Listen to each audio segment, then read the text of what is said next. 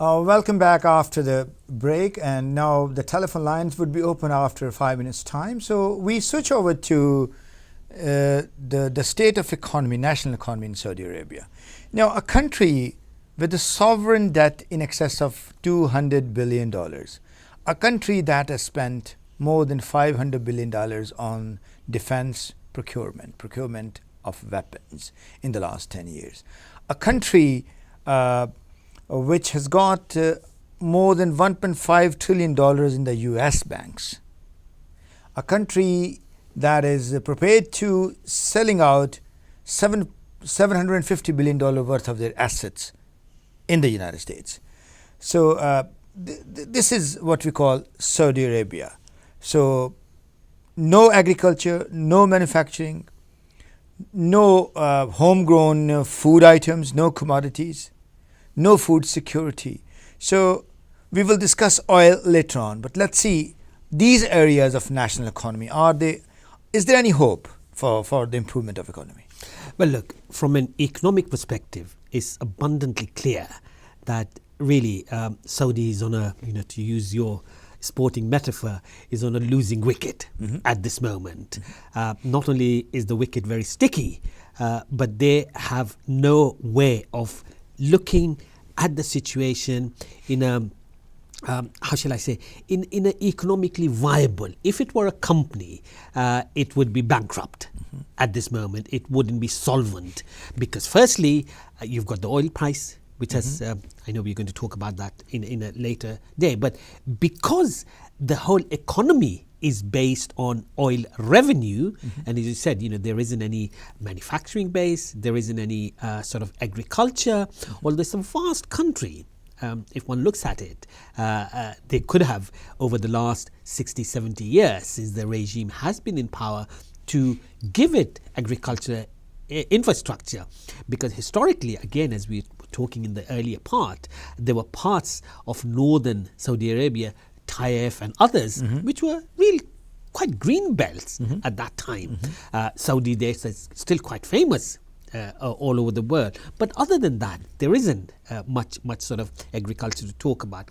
If you compare to what Iran has achieved over the last 35, 40 years, Iran has the largest automobile manufacturing base in the Middle East, Qudra Iran, which exports. On nanotechnology, Iran has done phenomenally. Agriculturally, although Iran was decimated agriculturally during the period of the Shah, because one of the things that our government, the British government, is very good and keen wherever they go is to destroy agriculture.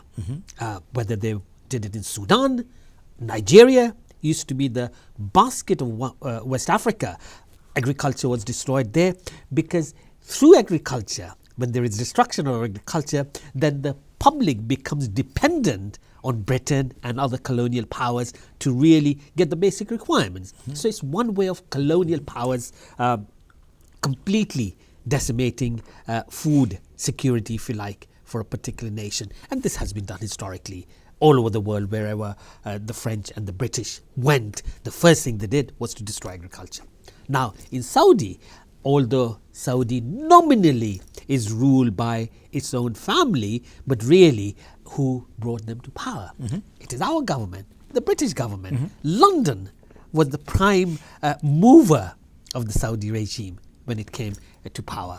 And it is sustained, it is nurtured, it is continuously supported by our government here. And recently, as you well know, Mr. Boris Johnson talks about demonstrations taking place or should be organized outside the Russian embassy. Does he have the courage to say that, to organize demonstrations outside the Saudi embassy? No, probably he gets a 20,000 Rolex watch each time he talks to one of the royal families. That's the reason that Boris hasn't got the courage or the gumption to even utter a word against the Saudi regime and to organize demonstrations outside the Saudi embassy in London. The reality is that if Britain, our country, Britain, is continuously supporting a regime like Saudi Arabia, then there will be problems all the time. No matter how much support there is, the economic foundations what we call in economics is the fundamentals are not there for its long-term survival, long-term sustainability. It's not a regime that could possibly continue for the next 20, 30 years. Obviously, I don't have a crystal ball, but any analyst you talk to, any economist, any person who has an unbiased view of the Saudi economy knows that it's not feasible for a nation to continue in this manner for the foreseeable future. Okay, let's switch over to the state of economy that is covered by their oil production. A couple of weeks ago, the OPEC meeting was carried out in Algeria. And they decided that the total global crude oil output is currently 32.5 million barrels per day. Now they want to maintain that. And they have reduced 700,000 barrels per day. So, and Saudi Arabia is the one that is, this is a loss for Saudi Arabia. Saudi Arabia has been hit by that decision. Now they would be communicating to the world in about 2.5 weeks time from now, in November, early November. So having said that, the production remains there, and the oil price again that remains at $50, below $50 per barrel crude oil as the Brent calculus. Now even the oil production for Saudi Arabia, so the pumping has been, limited at some state. So their economy, the lion's share of revenue that is being drawn from the oil. So there is not a rosy picture there either. Well, look, as I commented earlier in our discussion, that the reality of the situation is that I think the last figures I was looking at is certainly over 90% of the revenue that is generated for in Saudi is from oil. 10% from miscellaneous others. It could be perhaps even higher. And if you look at 2 years ago when the price of oil was over $110, so it's less than 50%, and at times it was actually a third of what it was at its height a couple of years ago.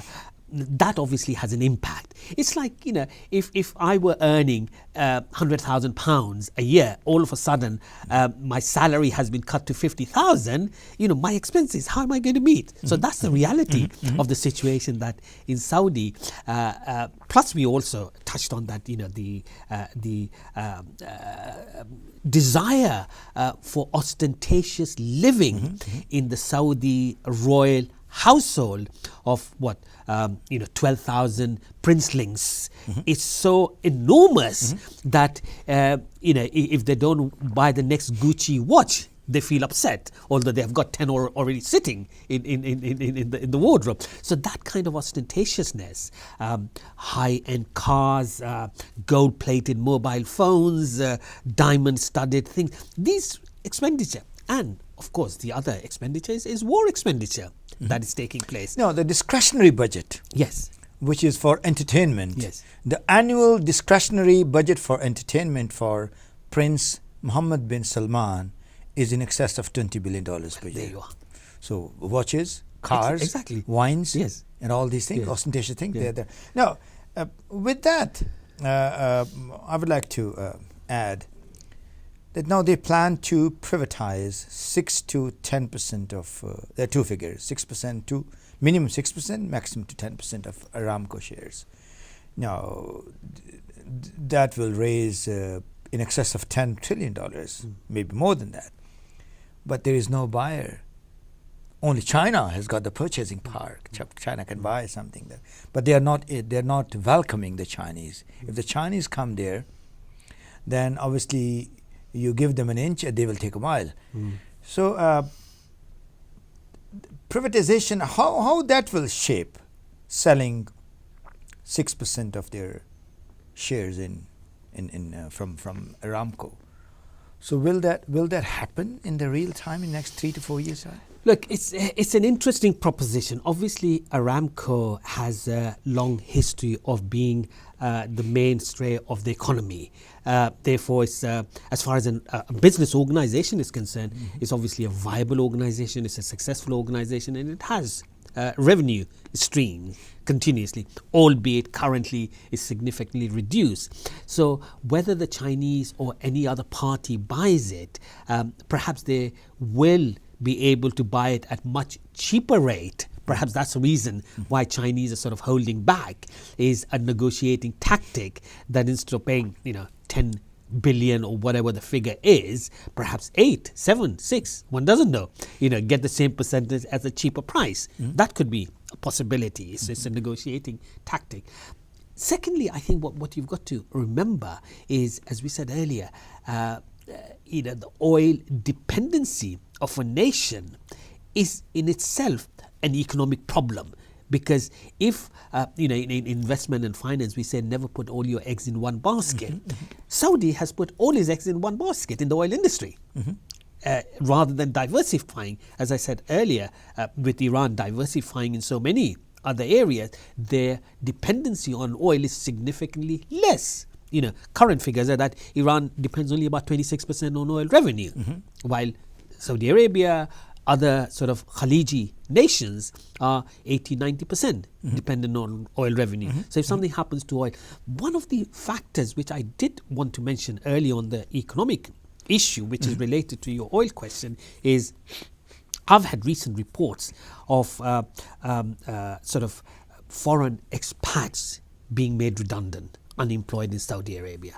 I've had reports from some Indian cities where up to 100,000 Indian workers have returned. Now that is an anecdote evidence which shows that there is something hugely problematic happening in Saudi Arabia. No, I can add something. I was at Doha. I was transiting from Doha, and I stayed there longer for 4 hours, and I met dozens of Indians going back to different parts of India, Kerala, from Saudi Arabia, Kerala, Andhra Pradesh, and other parts.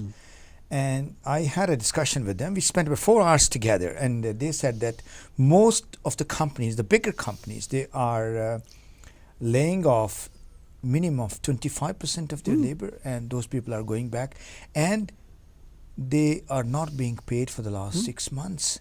So this is state of affairs. So that is bringing a very bad name and goodwill of the country that is going to dogs again. And there again, they would be losing trillions of reals, if not dollars, at least reals on that. Absolutely. So carry on that. Yeah, so that, as I said, I haven't sort of seen any sort of researched paper on this as yet, because I'm sure people, but the anecdote evidence that I have is that it reflects very poorly of what's happening economically in Saudi at this moment. If, as you quite rightly said, I was talking to another of my clients, an Indian company based in Dammam. They've laid 25 to 30% of their staff, and they're not in the construction business, they're in chemicals and so on, which is again in some ways oil related. Even that industry is facing... thousands of Pakistanis in the last 6 months, they were stranded there. Sure. And the government of Pakistan was completely nonchalant towards getting them repatriated or rescued from there. So they were languishing for 6 months in the camps where they were given only one-time meal and no ventilation and no air conditioning at all.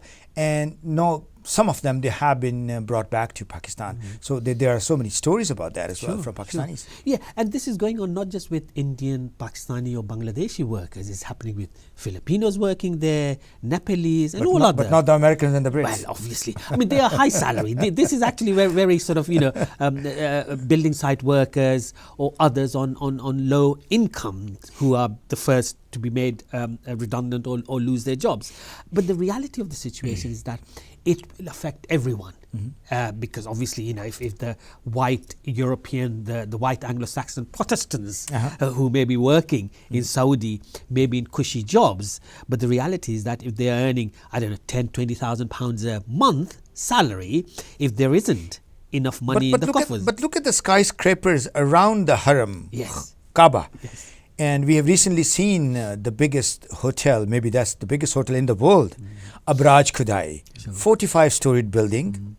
With so far they have spent more than $7 billion on that. Initially they said they will be completing that within $6 billion. That was the budget for that allocated. But now there is $7 billion they have spent already, and another $3 billion they are in the pipeline that must be spent on the furnishing, fittings, and all these things. And the top 5 floors have been allocated and reserved for istikhbarat ulama. Yes. So for the intelligence. So all these people, Khalid bin Humaydan and Binder bin Sultan, they would be lurking around there, or at least their phantoms would be lurking around there and getting people from Armenia, Dagestan, Ingushetia, ISIL people, Al-Shabaab, and ISIS people also from Pakistan. getting their salary checks from there, coming on Umrah and getting the salary checks from there. Sure. So now we switch over to another intricate subject, is the foreign policy. The foreign policy, although we have Adil Al-Jubair, the first non-royal foreign minister for Saudi Arabia.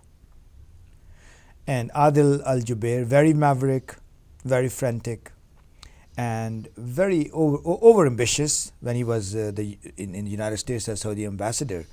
So he could not sleep at night because he was under the fear that some Iranian will come and kill him. So all these Mansour and these people, those cases were fabricated. In the end, nothing came out. So Adil Al-Jubair is a rubber stamp foreign minister. The decisions are being taken by a schoolboy, 33 years old, Mohammed bin Salman, king's son. Sure. He's holding 3 portfolios, declared portfolios. He's the defense minister, he's the deputy crown prince, and he's the finance minister. And now he's taking the foreign policy decisions, so four in one.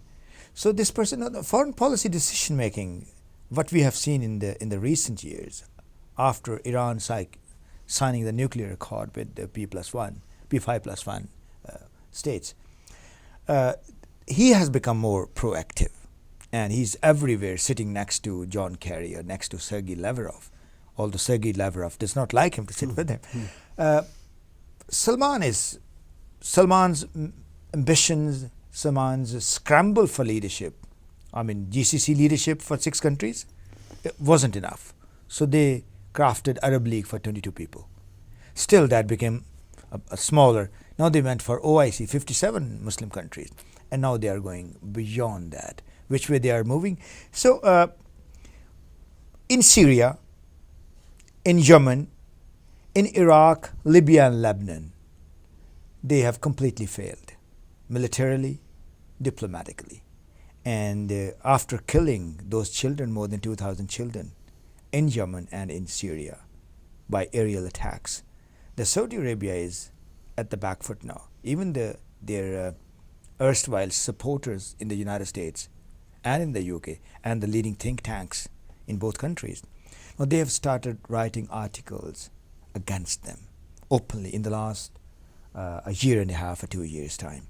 So how that change has occurred? Well, look, the Saudi diplomacy has been in the doldrums for some years. It's not just a recent development, but it has become more clear, if you like, with the debacle in Saudi Arabia, with the supporting of Sisi in Egypt, with what happened in Libya, and complete chaos and the creation of ISIS or ISIL or Daesh or whatever marketing brand name you want to use, shows very clearly that Saudi diplomacy, Saudi understanding of geopolitics, the Saudi appreciation of, if you like, the whole sort of silver lining in some ways out of the last 70 odd years of the Saudi regime has become more the veil of deception that the Saudi used to use, that we are the Sheikh of Haramain, therefore the Muslims used to pay allegiance generally, because look, at the end of the day, okay, they may drink alcohol in their palaces, but at least they are a Muslim regime. They are giving so much money for creation of madrasas, from New Zealand to Nova Scotia, from Los Angeles to London, or wherever the money was available. They created madrasas, massages, and all those things. Therefore, the ordinary Muslim was awed by the Saudis that, okay, privately they may drink alcohol, but at least they're doing these good things. But that veil of deception that I was referring to has slowly been removed over the last 2-3 years. At one level, Saudi and Riyadh and Tel Aviv have very good relationship now. They have exchanged ambassadors at some level, and they're working on a security basis very closely. So the Muslims are realizing that this regime, which is supposed to be really defending the Palestinians, is actually working hand in glove with the Zionists. That's one sort of veil which has been removed. Secondly, their support of the throat cutters, what I like to call, in Syria, in Iraq, has also made it clear that this regime is not really for the ordinary Muslim people. When their creation goes and kills not only non-Muslims, but at the same time Muslims who disagree with them.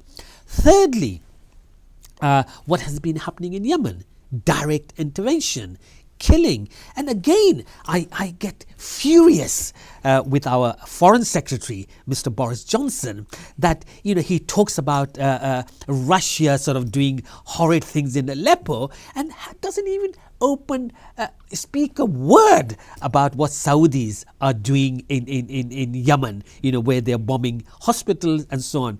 And I really drop my hat and courage to Jeremy Corbyn when he became the leader last year. The first thing he mentioned in his September speech was the release of Sheikh Nimr before his execution. Now that is courageous of a man. No, I got a sorry figure for Boris Johnson. Boris Johnson still hasn't evolved from being the mayor for London for 8 years. He still behaves like mayor, immature, facetious sometimes. And we haven't seen him in the last 2.5 months, ever since he took over as the Foreign Secretary, that he has made any big decision like to serve Theresa May in her cabinet. So I always call him a non-serious actor. But the person go back to Saudi Arabia, yes, who would be maybe a bull in the china shop of Middle East, would be Mohammed bin Salman. I'm studying him. I'm studying anthropologically, I'm studying him. Now he is 33, 34. If Mohammed bin Naif, who is the crown prince, he does not have a male heir. He does not have that. His all daughters he has. So by design, by intrigue, he has been made deputy crown prince. Because if Naif is ill as well. He's 56, 57 years of age. So if he becomes king, say after 10 years, Mohammed bin Salman, he will have 30 years, 35 years. And he is so ambitious. He's so megalomaniac that, if you go back to history, when we talk about the Great War, 1914 to 1919, and that war was triggered by Victoria's one of the grandsons of Victoria, Frederick Wilhelm of Germany, of Prussia. So I see him as a reflection. It could be Frederick Wilhelm III. If there is a war in Middle East, he would be the reason in the next 5 to 10 years' time. Because he is in charge. He's making decisions in the Foreign Office, in the Defense Office, in Saudi Arabia. So in a way, it goes without saying that he is the real runner of Saudi Arabia at the moment. So he can start a war. And I got recently a report, I read that report from an insider who shared that with me, that he shared with his friends that he can allocate $100 billion for nuclear development for Saudi Arabia, a nuclear development for Saudi Arabia. That's a Jurassic Park budget, basically. So if he goes for that, it will not be for peaceful, atom for peace. Sure. He will go beyond that. And bearing in mind, to keep a defense parity, to keep technological parity with Iran and the defense parity with Iran, he might say, all right, and there could be somebody maybe from the corner, around the corner from Tel Aviv, maybe from Washington, D.C., somebody comes up from Los Alamos lab, from Lawrence Livermore lab from United States, can say, all right, we can help you towards nuclear development. So nuclear supplier groups are there. If King Jong-un, if he can do that in Pyongyang, so you're a civilized country. You've got investment in Saudi Arabia. You've got investment in the United States. So why not you go, okay, $100 billion, you can start with peaceful development of nuclear energy. So I'm really, I'm quite skeptical, quite suspicious about Mohammed bin Salman.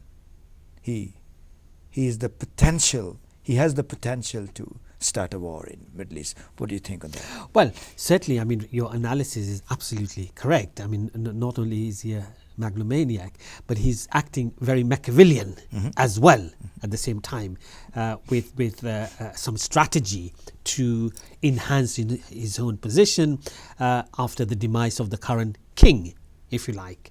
But I think more interestingly, if you look at from another angle, is that nuclear weapons. If you compare again with Iran, there is no homegrown intellect on nuclear energy or nuclear technology within Saudi Arabia. There aren't that many universities which have had any specialized research done in Saudi Arabia at this moment. So whatever the technology would have to be imported. The technicians would have to be imported. They may train some Saudis at that time, but the reality is that would they be in the hands of the Saudi ruling family itself? That's an interesting angle to think about it. With Iran, the situation is it doesn't need foreigners.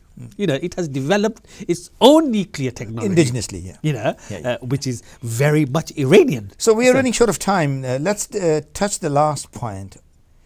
Turkey has learned some lessons after that failed military coup. Tayyip Erdogan is behaving now. I mean, I saw his mood in the UN General Assembly when he was embracing our beloved Prime Minister, Mr. Nawaz Sharif. And he was embracing him, and he was looking like a sick man of Europe. That's a title to Turkey given in the last 300 years. So he has slowed down now. He is learning lessons from his own, very maverick sort of attitude towards Iran, towards other realities in the region. And now he's going back to mundane wisdom. So going back to Iran, going back to Russia, that all right, I can behave. I wasn't feeling well for 2 years, so now I'm okay. I've taken medication, so I'm all right now. So he is drawing a different line, detaching from the Saudi, loyalty or Saudi attachment. So he has learned a lesson. So we don't have a problem with Turkey. The problem we have is with Abdel Fattah Sisi of Egypt. He was given $1.6 billion cash. Okay, go for shopping. Get all these 40, 50 people who are giving you support in the bureaucracy, in the military, and in the parliament.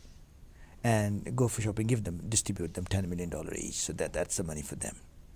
So that money he has finished by now, zero balance again.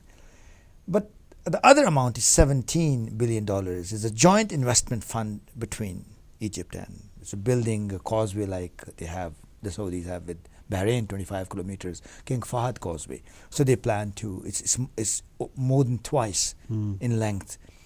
So through the Red Sea, so they would be joined together.